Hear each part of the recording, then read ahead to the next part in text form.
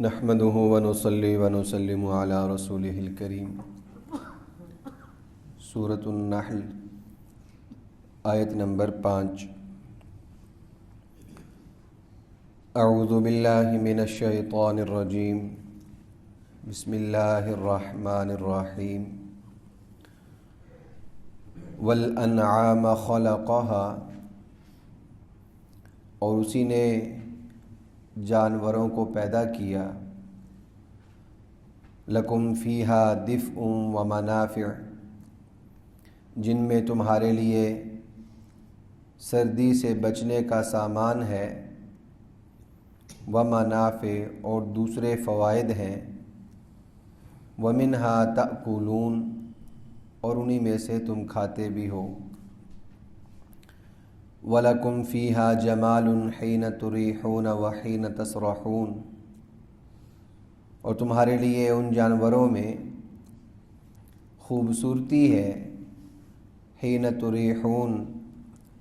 جب وہ چر کے واپس آتے ہیں، وَحِينَ تَسْرَحُونَ، اور جب وہ چرنے جاتے ہیں، وَتَحْمِلُ أَثْقَالَكُمْ إِلَى بَلَدٍ، اور وہ جانور تمہارے بوجھ ایسے شہر تک اٹھاتے ہیں، لم تکونوا بالغیہ الا بشق الانفس، کہ جہاں تک تم جان کو مشقت میں ڈالے بغیر نہیں پہنچ سکتے، ان ربکم لرؤوف الرحیم، یقیناً تمہارا پروردگار بہت شفیق ہے، بہت رحم کرنے والا ہے، والخیل والبغال والحمیر، اور اس نے گھوڑے اور خچر اور گدھے پیدا کیے، لترکبوہا، تاکہ تم ان کی سواری کرو، وزینہ، اور تاکہ وہ زینت کا سامان ہوں، ویخلق ما لا تعلمون، اور وہ ان چیزوں کو پیدا کرتا ہے جن کو تم جانتے بھی نہیں، وعلی اللہ قصد السبیل ومنہا جائر، اور اللہ تعالیٰ نے سیدھی راہ دکھانے کی ذمہ داری لے رکھی ہے، ومنہا جائر، اور ان میں بہت سے راستے ٹیڑھے ہیں، وَلَوْ شَاءَ لَهَدَاكُمْ أَجْمَعِينَ، اور اگر وہ چاہتا تو تم سب کو ہدایت دے دیتا، زور زبردستی کی۔ اللہ رب العالمین نے سورہ نحل کے اندر، جیسے کہ میں نے عرض کیا، مختلف نعمتوں کا تذکرہ کیا ہے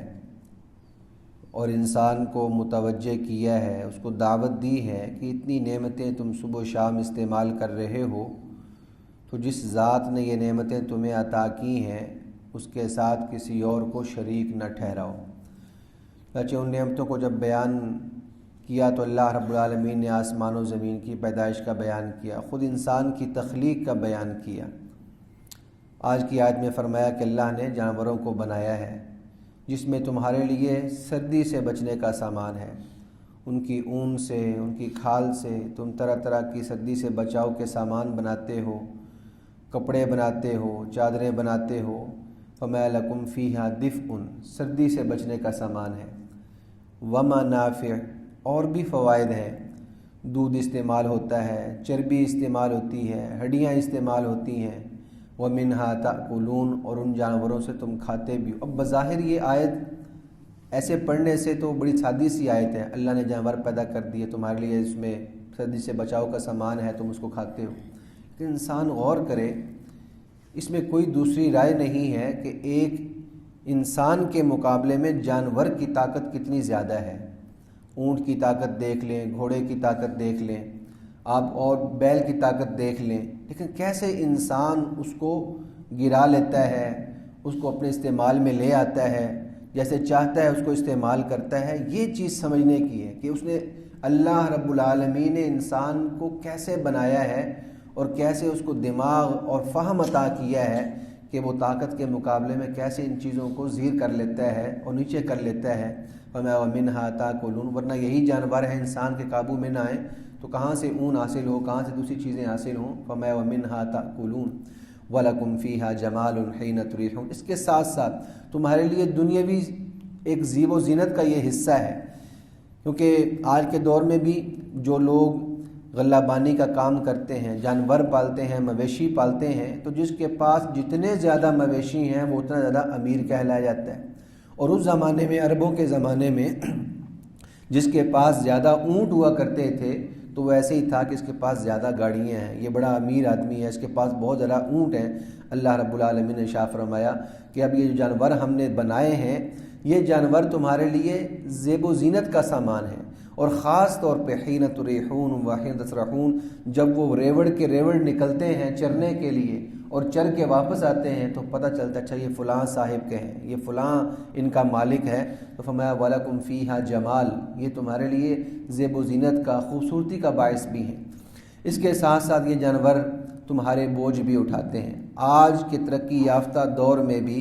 جہاں درے ہوتے ہیں، کوئی اور چیز پہنچتی نہیں، گاڑیاں پہنچتی نہیں، تو خچروں پر، گھوڑوں پر سامان لاد کر پہنچایا جاتا ہے۔ میں وَلَكُمْ فِي وَتَحْمِلُوا أَثْقَالَكُمْ إِلَى بَلَدٍ، یہ جانور جو ہیں تمہارے بوجھ اٹھا کر ان شہروں تک لے کے جاتے ہیں، لَمْ تَكُونُوا بَالِغِيهِ إِلَّا بِشِقِّ الْأَنفُسِ، کہ جان مشقت میں ڈالے بغیر تم وہاں پہنچ نہیں سکتے، تمہارے بس میں نہیں ہے کہ تم اس ساز و سامان کو وہاں تک پہنچا دو، لیکن تحملوا اثقالکم، یہی جانور ہیں جو تمہارے بوجھ اٹھا کے لے جاتے ہیں۔ ان ربکم لرؤوف الرحیم، اگر اللہ تعالیٰ صرف تمہیں پیدا کر دیتا، ان چیزوں کو نہ بناتا،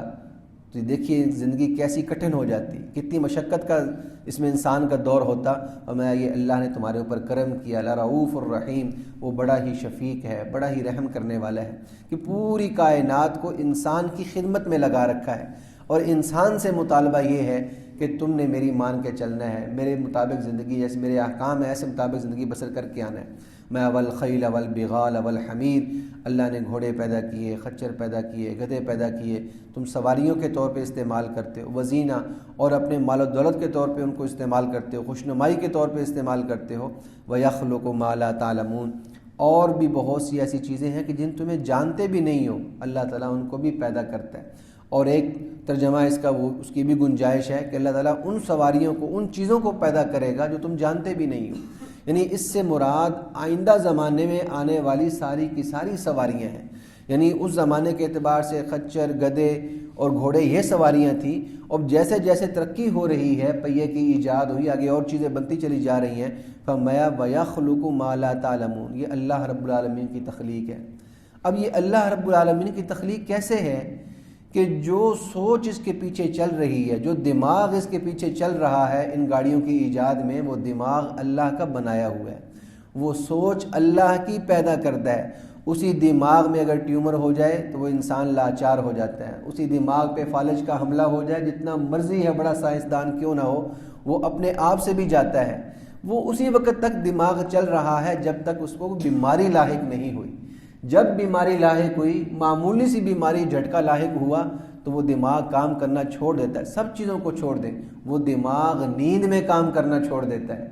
جب نیند کا غلبہ ہوتا ہے دماغ کام نہیں کرتا۔ تو اللہ رب العالمین نے فرمایا کہ جو کچھ تم دیکھ رہے ہو اور آگے جو کچھ تم دیکھو گے، ما لا تعلمون، جو تم جانتے بھی نہیں ہو، وہ سب اللہ رب العالمین کی تخلیق ہے۔ اللہ تعالیٰ تو تمہارے لیے نعمتیں بناتا چلا جا رہا ہے، بناتا چلا جا رہا ہے۔ وَعَلَى اللَّهِ قَصْدُ السَّبِيلِ، یہ نعمتوں کا بیان کرنے کے بعد اللہ رب العالمین نے روحانی نعمت کا بیان کیا ہے کہ وَعَلَى اللَّهِ قَصْدُ السَّبِيلِ، اللہ نے راہ دکھانے کی ذمہ داری لے رکھی ہے۔ چنانچہ اللہ تعالیٰ ہر زمانے میں ہر امت کے اندر راہ دکھاتا آیا ہے، کتابوں کے ذریعے، اللہ تعالیٰ نبیوں کے ذریعے، رسولوں کے ذریعے، واعظین متکلمین کے ذریعے اللہ تعالیٰ راہ دکھاتا چلا آیا ہے، اور یہ راہ دکھانے کی ذمہ داری اللہ نے لے رکھی ہے کہ اللہ تعالیٰ ہر شخص کو راہ راست دکھائے گا، سیدھی راہ دکھائے گا۔ اب چلنا ہے نہیں چلنا یہ بندے کے اختیار میں ہے۔ وَمِنْهَا جَائِرٌ، کیونکہ بہت سے راستے ایسے بھی ہیں ان راستوں کے بنائے ہوئے راستوں میں سے جو ٹیڑھے راستے ہیں، گمراہ کرنے والے راستے ہیں۔ وَلَوْ شَاءَ لَهَدَاكُمْ أَجْمَعِينَ، اگر اللہ تعالیٰ چاہتا تو تم سب کو ہدایت عطا کر دیتا۔ یہ پہلے بھی مضمون آ چکا ہے، بہت مرتبہ آ چکا ہے، یہ جملہ درمیان میں بڑھا لینا چاہیے۔ اگر اللہ تعالیٰ چاہتا تمہیں زور زبردستی کی ہدایت دے دیتا، لیکن زور زبردستی ہدایت اللہ کی حکمت نہیں ہے۔ جیسے اللہ نے انسان کو پیدا کیا، تمام مخلوقات کو انسان کی خدمت میں لگا دیا، اسی طرح اللہ تعالیٰ انسان کے اندر ایسا یوں کہہ لیں کہ ایک سافٹ ویئر رکھ سکتا تھا کہ وہ گمراہی کی طرف جائے ہی نہیں، وہ صرف اور صرف ہدایت پر چلتا رہے۔ لو شاء لہداکم، اللہ تعالیٰ ایسا چاہتا تو ایسا بھی کر سکتا تھا، لیکن اللہ تعالیٰ نے یہ زور زبردستی والا کام نہیں کیا، بلکہ راستے دکھا کے، راستے متعین کر کے بندے کی ذمہ داری لگا دی کہ اب تم نے اپنے اختیار کے ساتھ اچھے راستے کا انتخاب کرنا ہے اور برے راستے کو چھوڑنا ہے، تو تمہیں اللہ تعالیٰ قیامت کے دن نجات عطا کرے گا اور تم سے راضی ہو جائے گا۔ یہی انسان کی ذمہ داری ہے کہ راستے بنائے ہوئے اللہ کے ہیں، یہ ساری چیزیں بنائی ہوئی اللہ کی ہیں، لیکن بنانے کے ساتھ ساتھ اللہ تعالیٰ نے ان کے استعمال کا طریقہ کار بتا دیا۔ جن چیزوں سے روک دیا ان سے رک جانا ہے، اور جن چیزوں کے کرنے کا حکم دیا ان کو کرتے چلے جانا ہے۔ اللہ رب العالمین مجھے آپ کو تعلیمات اسلامیہ پہ عمل کی توفیق عطا فرمائے۔ وما علینا الا البلاغ المبین۔ الحمد للہ رب العالمین والصلاة والسلام علی سید الانبیاء والمرسلین رب ارحمہما کما ربیانی صغیرا ربنا هب لنا من ازواجنا وذریاتنا قرۃ اعین واجعلنا للمتقین اماما اللهم انا نسألك الصحة والعفة والامانة وحسن الخلق اللهم ارنا الحق حقا وارزقنا اتباعه وارنا الباطل باطلا وارزقنا اجتنابه وصلی اللہ تعالی علی رسولہ النبی الکریم وعلی آلہ واصحابہ اجمعین آمین برحمتک یا ارحم الراحمین۔